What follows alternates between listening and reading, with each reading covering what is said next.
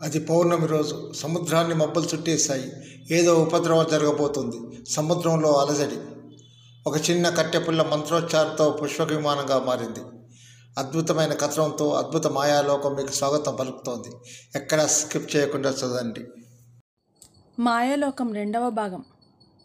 అక్కడి నుండి ఎలా వెళ్ళాలా అని సతమతమవుతున్న సమయంలో దారుబ్రహ్మ ముందుకొచ్చాడు. దారుబ్రహ్మకు చిన్న కర్రపుల్లతో దేన్నైనా తయారు చేయగల విద్య తెలుసు కాబట్టి అక్కడికి ఒక చిన్న కర్రపుల్లను పట్టుకొచ్చాడు. ఆ కర్రపుల్లను అటు ఇటు ఆడించసాగాడు. తర్వాత ఆ కర్రపుల్లను 2 చేతులతో పట్టుకొని కళ్ళు మూసుకున్నాడు. మంత్రాలు ఉచ్చరించసాగాడు. మంత్రాలు చదువుతున్న కొద్దీ ఆ కర్రపుల్ల పెద్దదిగా మారసాగింది. కొద్దిసేపటి తర్వాత పెద్దదిగా మారిన ఆ కర్ర ఒక రూపాన్ని సంతరించుకోసాగింది. మరి కొద్దిసేపటి తర్వాత అది ఒక వాహనంగా మారసాగింది. దాన్ని 2 చేతులతో పైకెత్తి పట్టుకున్న దారుబ్రహ్మ 4 దిక్కులకు తిరిగి అభివాదం చేశాడు. తన చేతిలో ఉన్న ఆ వాహనాన్ని కిందకు దించాడు. అది ఒక బండి. చిన్న పుష్పక విమానం అంతా ఉన్న ఆ బండి 10 మంది బుడతలెక్కి కూర్చునేంత విశాలంగా ఉంది. ఆ బండిని దారుబ్రహ్మ భూమి మీద ఉంచగానే దానికి 2 రెక్కలు ప్రత్యక్షమయ్యాయి. ఆ బండికి 2 వైపులా రెక్కలు రాగానే అది రెక్కల బండిగా మారిపోయింది.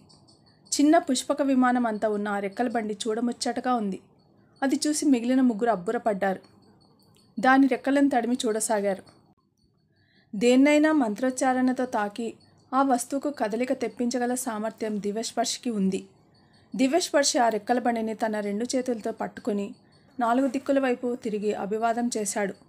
పిమ్మట ఏవో మంత్రాలు చదువుతూ తన చేతిలో ఉన్న రెక్కల బండిని నేల మీద ఉంచి ధ్యానించసాగాడు.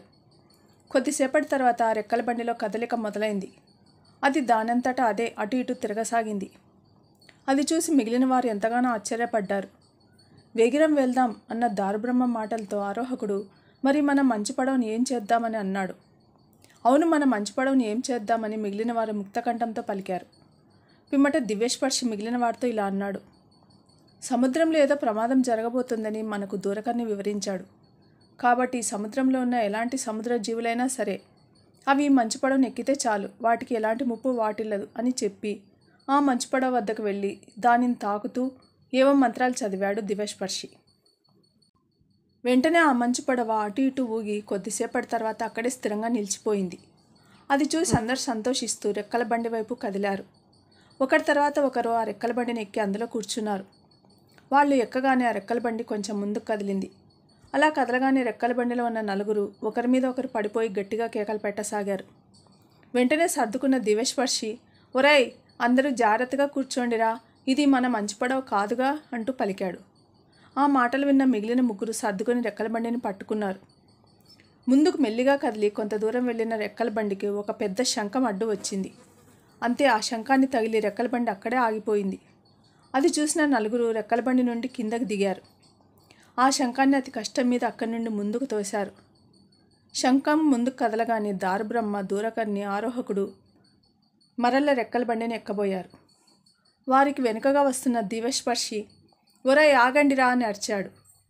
రెక్కల బండి ఎక్కబోతున్న వాళ్ళు దివ్యస్పర్శి మాటలు విని అక్కడే ఆగిపోయారు. మళ్ళీ ఏమైందిరా, ఇక్కడి నుండి తొందరగా వెళ్ళాలని అనుకున్నాం కదా అని దారుబ్రహ్మ అడిగిన మాటలకు దివ్యస్పర్శి ఇలా అన్నాడు. ఈ రెక్కల బండి ఇలా భూమి మీద నడుస్తూ వెళ్తే ఏదో ఒక వస్తువో బండరాయో అడ్డం రావడం తథ్యం. అందుకని రెక్కల బండిని ఆకాశంలో ఎగిరేటట్టు చేస్తే ఎలా ఉంటుందని దివ్యస్పర్శి అన్నాడు. ఆకాశంలోనే? భలే భలే అంటూ మిగిలిన 3 ఎంతగానో ఆనందించసాగారు. తర్వాత దివ్యస్పర్శి మంత్రోచ్చారణ చేస్తూ రెక్కల బండిని ఆకాశంలోకి చూపుతూ మంత్రాలు చదివాడు.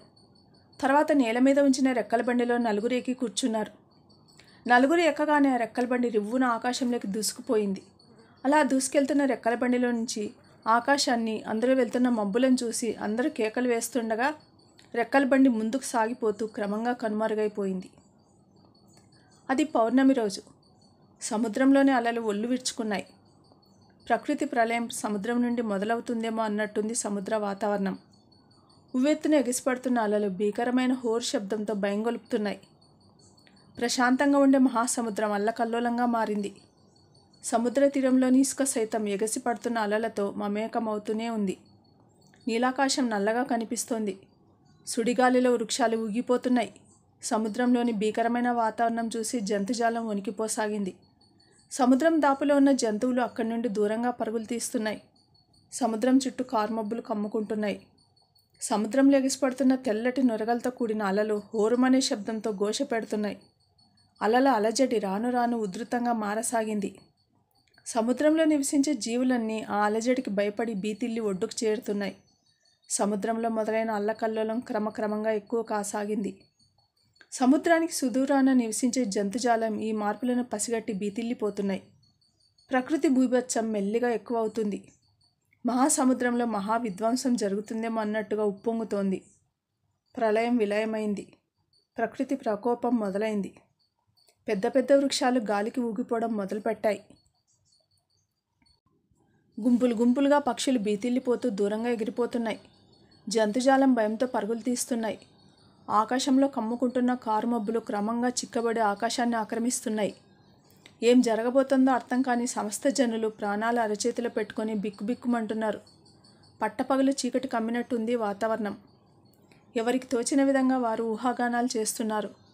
దేవాలయాల్లోనూ గుడులలోనూ పూజలు ప్రార్థనలు సలపడం మొదలుపెట్టారు. పండితులు దైవజ్ఞులు కుండలు వేస్తూ ఏం జరగబోతుందో తెలుసుకోవడానికి ప్రయత్నించసాగారు. మహాసముద్రంలోని సమస్త జీవులు బీతిల్లిపోయి ఒడ్డుకు చేరుతున్నాయి. ఒడ్డున ఉండలేనివి తిరిగి సముద్రపు నీటిలోకి జారుకుంటున్నాయి. సముద్రంలోని అలజడి అంతకంతకు పెరుగుతోంది. పెద్ద పెద్ద తిమింగలాలు సొరచేపలు తీరానికి చేరుకుంటున్నాయి. అక్కడ సముద్ర జీవుల సమావేశం జరుగుతున్నట్టుగా ఉంది. పెద్ద పెద్ద అలలు ఈడ్చి కొడుతున్నాయి. ఆ దాటికి తట్టుకోలేని చిన్న జీవులు తీరానికి దూరంగా ఎగిరిపడుతున్నాయి. సముద్రంలోని సుడిగుండాలు మరింత వేగంగా తిరుగుతూ తమకు దగ్గరగా వచ్చిన వాటిని తమలో కలిపేసుకుంటున్నాయి. మహాసముద్రానికి దరిదాపులో ఉన్న ప్రాంతాలన్నీ కమ్ముకున్న కారుమబ్బులతో నిండిపోయి కారు చీకటి అలుముకుంది. ఆకాశం నల్లగా మారిపోయింది. ఉధృతమైన సముద్రగాలులు బలంగా వీస్తున్నాయి. చిన్న చిన్న వృక్షాలు కూకటి వేలతో సహా పెకిలించి వేస్తున్నాయి. అంత అలజడిలోనూ సముద్ర తీరంలో బుడతలు వదిలిపోయిన మంచు పడవ ఇసుమంతైనా కదలకుండా అలాగే నిలిచి ఉంది. అందులో చేరిన కొన్ని సముద్రజీవులు ఏం జరగనట్టే ఉన్నాయి. ఆ దృశ్యం వింతగా ఉంది. అల్లకల్లోలంలో అక్కడున్న మంచు పడవలోని జీవులు స్థిరంగా ఉన్నాయి. మంచు పడవలో చేరిన మరికొన్ని జీవులతో పడవ మొత్తం నిండిపోయింది. సముద్రంలో సంవత్సరాల తరబడి పాతుకుపోయి ఉన్న బండరాళ్ళు, శిలలు అలల ద్వారా పెకిలించవేయబడుతున్నాయి. అవి బయటకు విసిరేయబడుతున్నాయి. సముద్రం అడుగున భూకంపం వచ్చిందేమో అన్నట్టుగా సముద్రం ఊగిపోసాగింది. వాటిలో ఉన్న జీవుల ఆర్తనాదాలతో, అరుపులతో, కేకలతో తీరం దద్దరిల్లిపోతోంది. హోరుమని వీస్తున్న గాలి సముద్రం పెడుతున్న ఘోషతో కలిసి విచిత్రమైన భీకరమైన ధ్వనులు వినిపించసాగాయి. సముద్రం ఉప్పొంగుతూ ముంచేస్తుందా అన్నట్టుంది. అలలో నురగలు తెల్లటి సెగలు కక్కుతున్నాయి. సముద్రంలోని ప్రకంపనలు అంతకంతకు ఎక్కువ అవుతున్నాయి. తీరానికి భయంకరమైన అలలు ఎగిసిపడుతూ దూసుకొస్తూ భయాన్ని కలిగిస్తున్నాయి. సముద్రం అట్టడుగు భాగం నుండి ఉప్పొంగుతూ తన గర్భంలో దాచుకున్న ఎన్నో వస్తువులను బయటికి విసిరేయడం ఆరంభమైంది. పెద్ద పెద్ద మంచు ముక్కలు విడివడి చిన్న చిన్న మంచు ముక్కలుగా మారిపోయి తీరానికి ఎగిరిపడుతున్నాయి. సముద్ర గర్భంలో పెరిగే పగడపు మొక్కలు, కొమ్మలు, శాఖలు సముద్ర తీరానికి కొట్టుకు వచ్చి ఎర్రగా మెరిసిపోతున్నాయి. బీభత్సమైన అతి భీకరమైన వాతావరణం ఆ ప్రాంతంలో అలముకుంది. ఈ ఉపద్రవానికి కారణం ఎవరో అద్భుత మాయాలోకం 3వ భాగంలో తెలుసుకోండి.